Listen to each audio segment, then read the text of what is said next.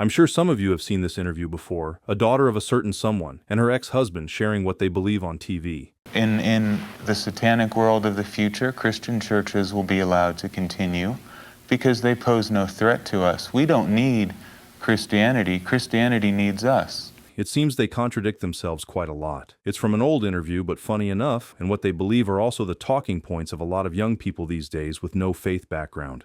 In fact, I believe that animals should be protected by humans, as it is our duty as the inheritors of the earth to protect the ecology, to protect wildlife, and satanic ecology is forefront on our agenda. We need to protect the earth that we live on and our natural environment.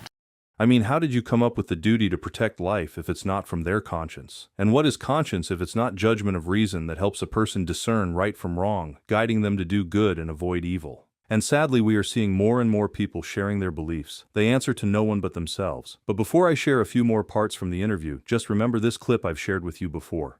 We are living in very turbulent times, and it is good. It is a blessing for God to allow us to be born in these end times where evil is at its peak, where Satan is unleashing literally the demons to wage a war against all Christians. Now, why is it a blessing?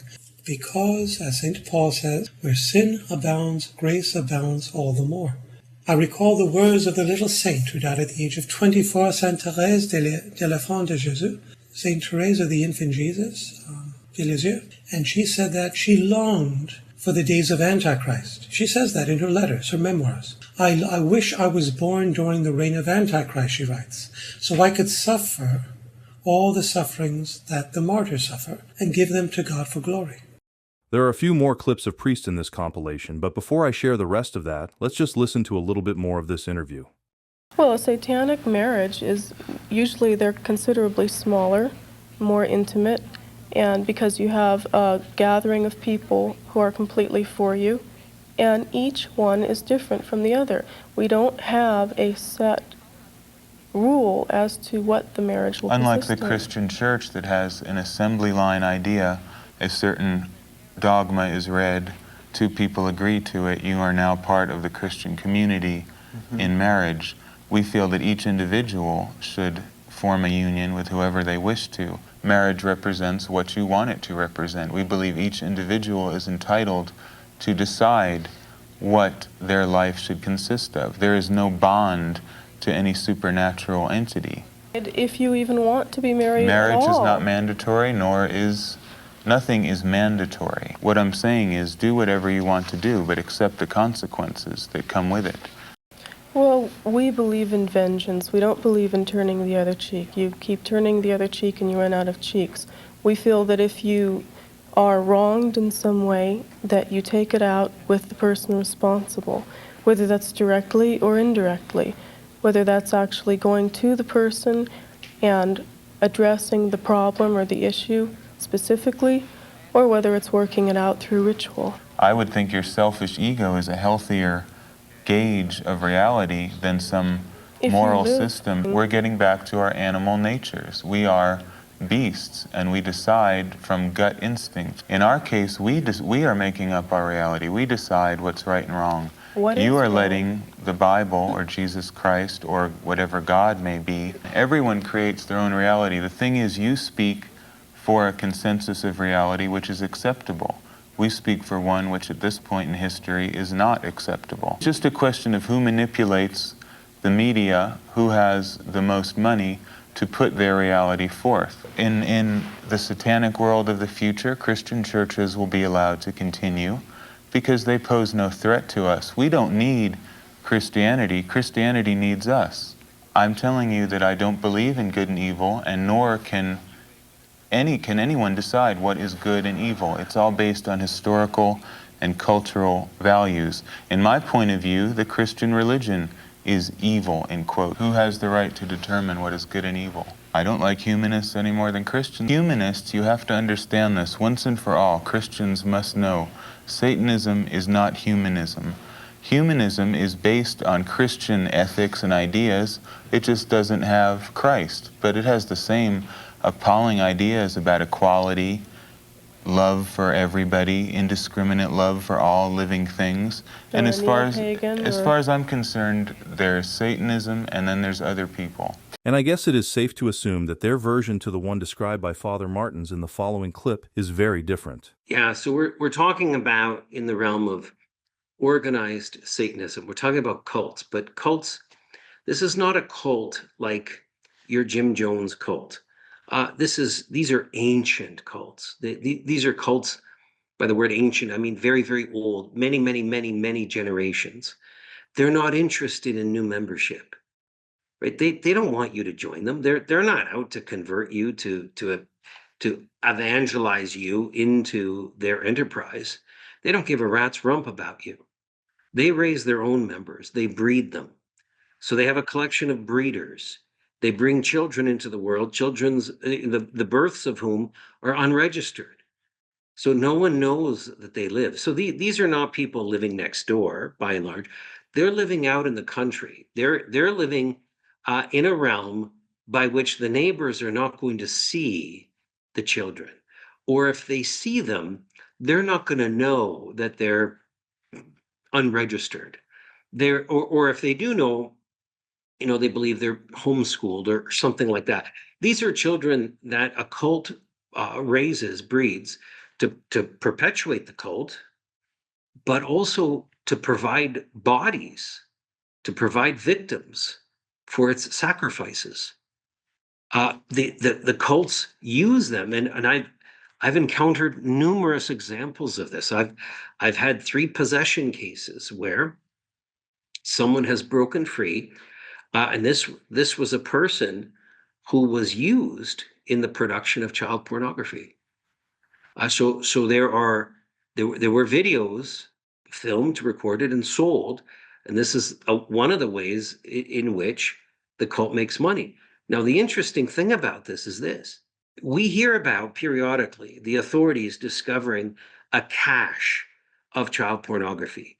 We hear about them arresting a ring of the consumers of that type of pornography. And we'll hear about, 87 people were arrested, 14 were lawyers, 23 were teachers, et cetera, et cetera. They release all kinds of statistics, informations, and breakdown numbers with regard to it. But you have never heard them say that they discovered the child actors.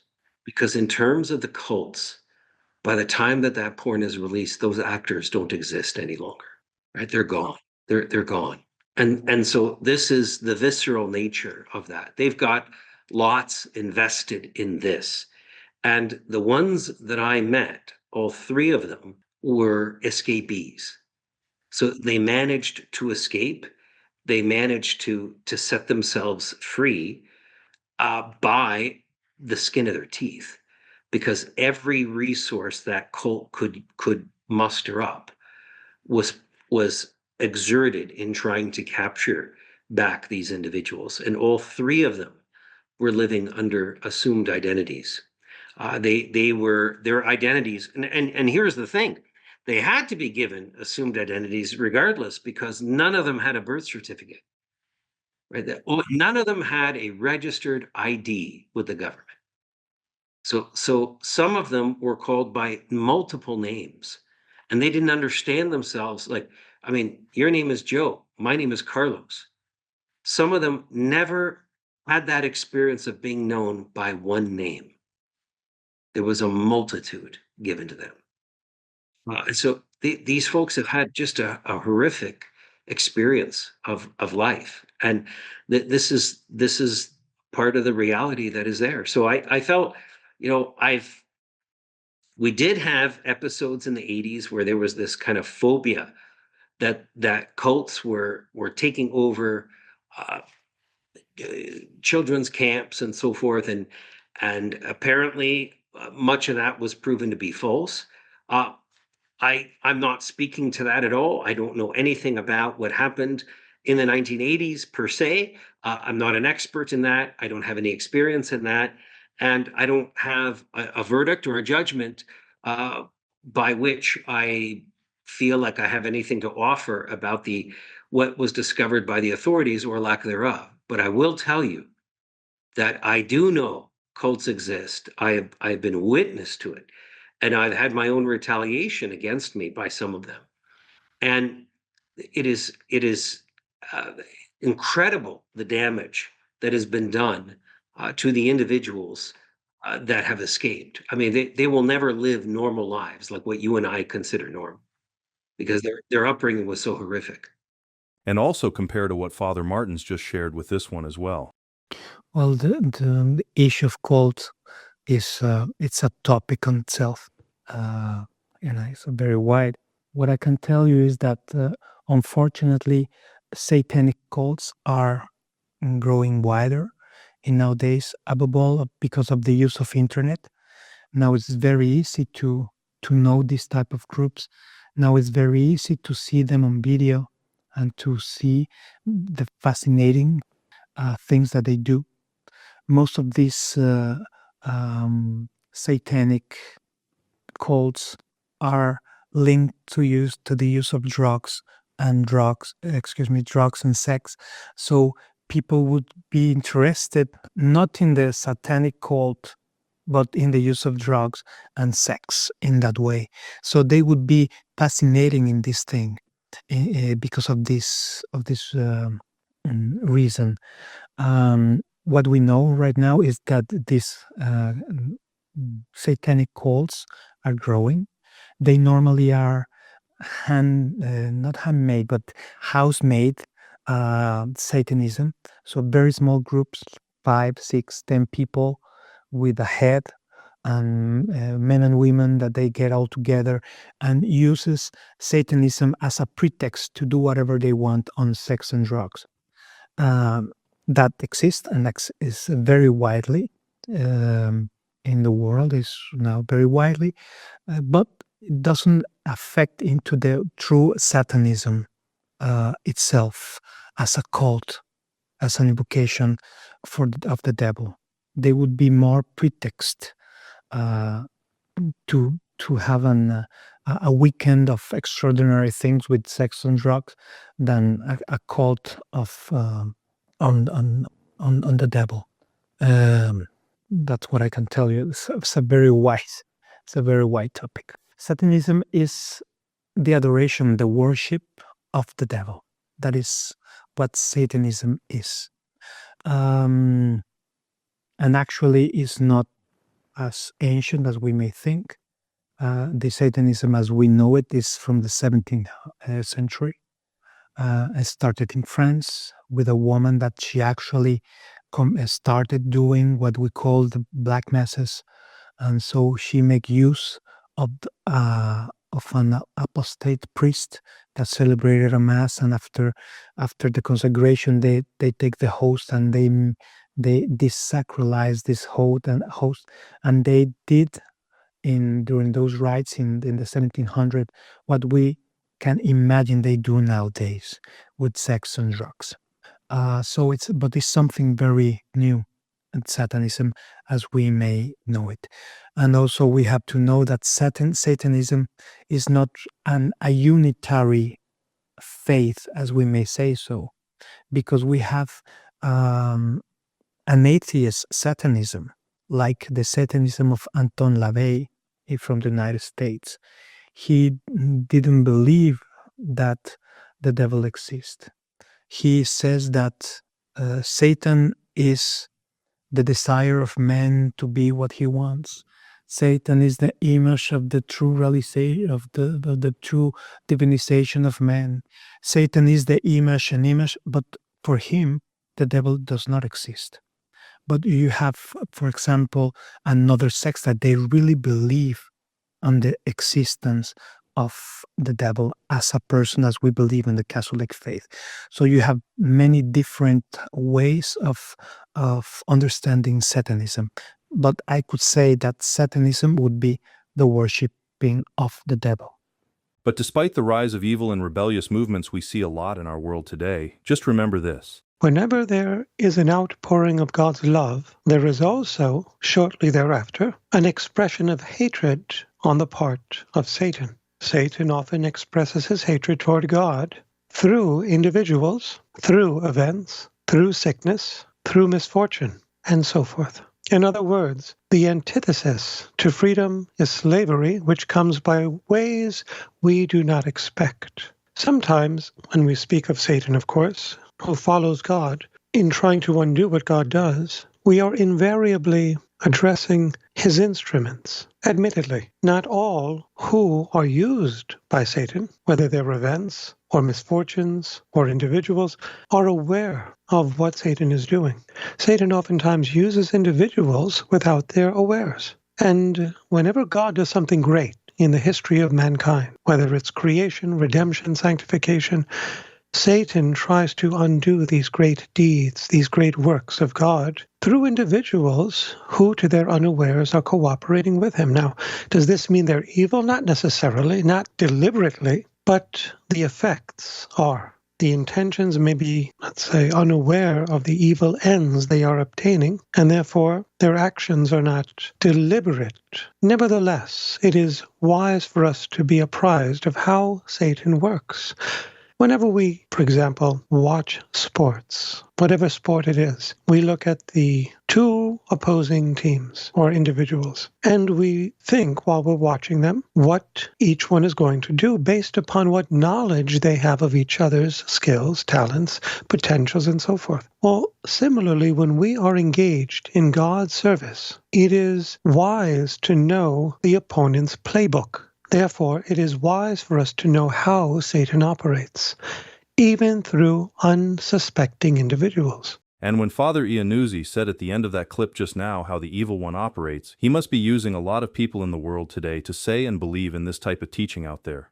Well, we believe in vengeance. We don't believe in turning the other cheek. You keep turning the other cheek and you run out of cheeks. We feel that if you are wronged in some way, that you take it out with the person responsible, whether that's directly or indirectly, whether that's actually going to the person and addressing the problem or the issue specifically, or whether it's working it out through ritual. But another way to look at it, as Christians, this clip is also a good reminder for us all. Now, Christ really emphasized how language is important, and we're going to be held accountable for every word we utter. Did you know that? So at the end of our lives, each of us will have to account for the millions and millions of words we've spoken. So this is why words are so important. What did Christ say? Well, in Matthew 12:34, he said, "For out of the overflow of the heart, the mouth speaks." And the heart represented the center of a person's being, their personality, their emotions, their intellect, their volition, their will. And it's through our communication with others that we can glean a robust picture of a person.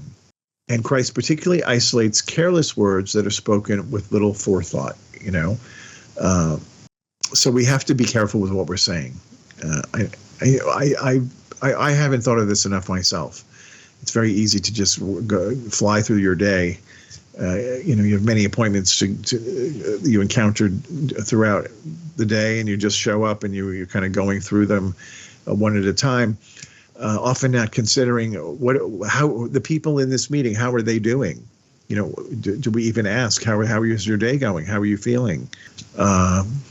So everything we say is being recorded in the book of life, and we're going to have to listen to all the things we've said at the end of life. And think about, sometimes when we're very angry, we say terrible things. I know that in some marriages, the most awful things are said from one spouse to another. So damaging. And not just to each other, but also to the children who can hear sometimes the fighting of the parents. It can be so incredibly damaging to the child to, one, hear horrible things said about their mommy or daddy, but then the fear that ignites in the child that there's something wrong with the parents, and perhaps the parents are not going to stay together, and all these fears come to life in the kid, all from words, right? From words and emotion. So when we use our words, they should be life-giving. Words should be life-giving.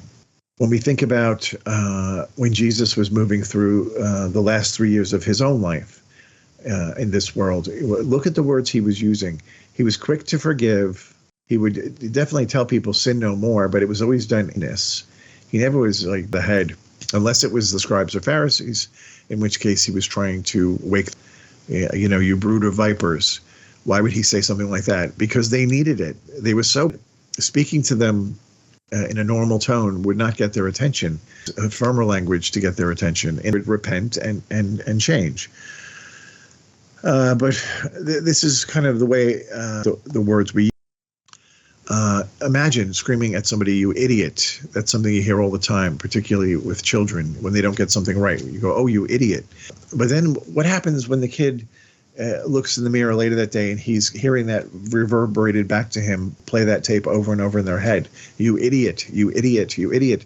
The child then believes that he has lost some sort of value and that he's not good enough.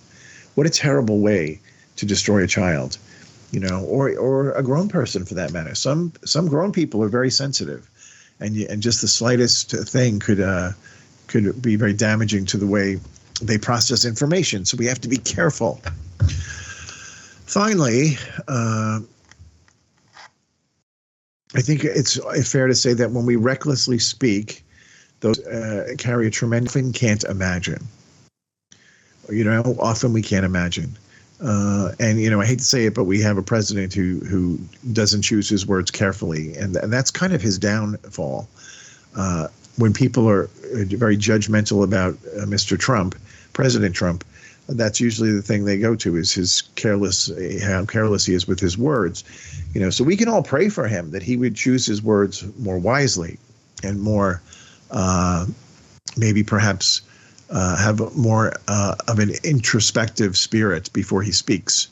We can pray for that because God likes to answer prayers. And wouldn't that be wonderful for all of us if somebody was praying to weed out the imperfections that we carry, because we all carry them, I'm not, because sometimes his words can be highly toxic.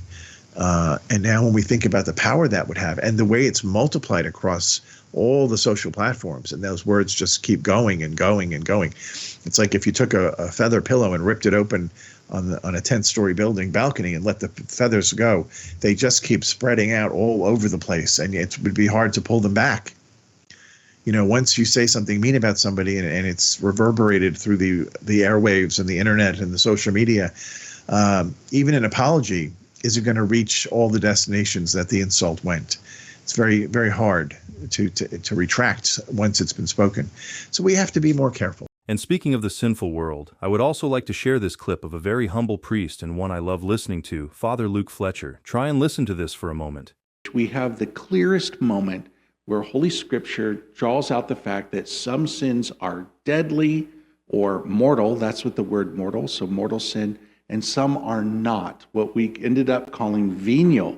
Sometimes you may find yourself challenged by non-Catholic Christians, like, where's this idea between mortal and venial sins? 1 John chapter 5, it's in the Bible, okay.